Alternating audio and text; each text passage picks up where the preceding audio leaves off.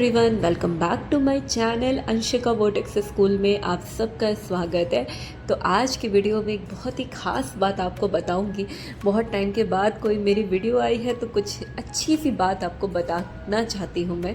देखिए, मैंने अक्सर ये चीज़ फील किया है कि जब भी हम मैनिफेस्टेशन करते हैं ना, तो हम चाहते तो हैं कि हमें मतलब वो मिल जाए, मतलब हमें ए से लेकर डी तक की जर्नी तय करनी होती है। लेकिन कई बार क्या होता है कि हम ए से सी तक पहुंचते हैं और फिर वापस घूम के फिर ए पे आ जाते हैं। और ऐसा बहुत बार होता है, फिर हमें लगता है कि अरे यार, ये मेरे साथ क्या हो गया, ये कैसे हो गया। हम डाउन हो जाते हैं, हमें रास्ता नहीं दिखता, हमें समझ ही नहीं आता कि हम क्या करें।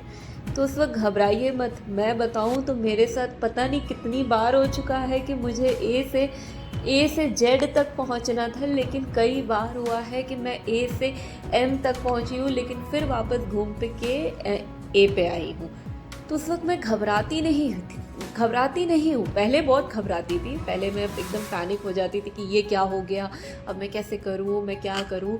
लेकिन अब नहीं घबराती, क्योंकि मुझे रास्ता पता है। मुझे पता है कि मैं कैसे ए से एम तक ईज़िली पहुँच पाऊँगी। पहले मेरे लिए मुश्किल था कि अगर मुझे ए से डी तक की जर्नी अगर तय करनी थी, और मैं ए से बी तक तो पहुंचने में मुझे बहुत मेहनत लगी, फिर बी से सी तक पहुंचने में और मेहनत लगी, अभी डी तक पहुंचने ही वाली थी, तब तक फिर वापस घूम के ए पे आ गई। ऐसा कितनी बार हुआ, 2 बार हुआ, 3 बार हुआ। लेकिन अब क्या है ना कि मुझे ए से सी तक पहुंचने का रास्ता ईजिली पता है। हाँ, सी से डी तक में थोड़ी मेहनत लगेगी, वो मैं कर लूँगी। कभी भी लाइफ में चैलेंजेस आए, सिचुएशंस आए, कॉन्ट्रास्ट आए, आपके मन मुताबिक अगर कोई चीज़ ना हो, तो उस वक्त सिर्फ एक ही चीज़ करना, अपने आप को एकदम पहले शांत करो, क्योंकि शांति बहुत ज़रूरी है।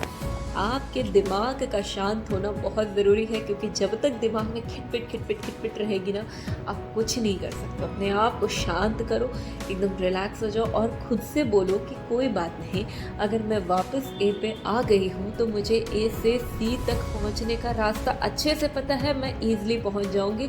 और अगर मैं सी तक पहुँच गई हूँ तो मैं डी तक भी पहुँच जाऊँगी, अपनी मंजिल तक पहुँच जाऊँगी। और जब कुछ भी आपकी समझ में ना आए, कोई चीज़ आपके हाथ में ना हो, तो छोड़ दो ना यार। हर चीज़ करना हमारा काम नहीं है, तो छोड़ दो ना यार। हर चीज़ करना हमारा काम नहीं है, हम हर चीज़ सही नहीं कर सकते। अगर आप सोचते हो कि नहीं, हम हर चीज़ सही कर सकते हैं, हर चीज़ मेरे हिसाब से हो सकती है, तो नहीं हो सकती है। अगर मैं आपको एक एग्जांपल देके बताऊं, अभी मैं वीडियोस नहीं बना पा रही हूँ, बिकॉज़ मैं एक जॉइंट फैमिली में रहती हूँ, तो मुझे समझ ही नहीं आता। अभी न्यू शादी है, न्यू लाइफ है, तो समझ नहीं आ रहा था कैसे वीडियो बनाऊँ। तो मैं क्या परेशान हुई? नहीं, मैंने छोड़ दिया। मैंने कहा ठीक है, अगर मुझे टाइम नहीं मिल रहा है तो इट्स ओके।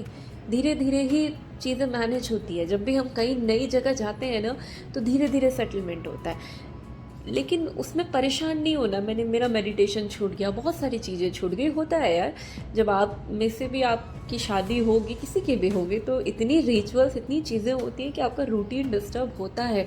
लेट नाइट सोना, बहुत सारी चीज़ें होती हैं, आपकी प्रायोरिटीज़ बदलती हैं, तो उसके लिए परेशान नहीं होना। It's okay. अभी इसका टाइम है तो ठीक है, एंजॉय करती हूँ। लेकिन अभी क्या है, धीरे धीरे चीज़ें सेटल हो रही हैं,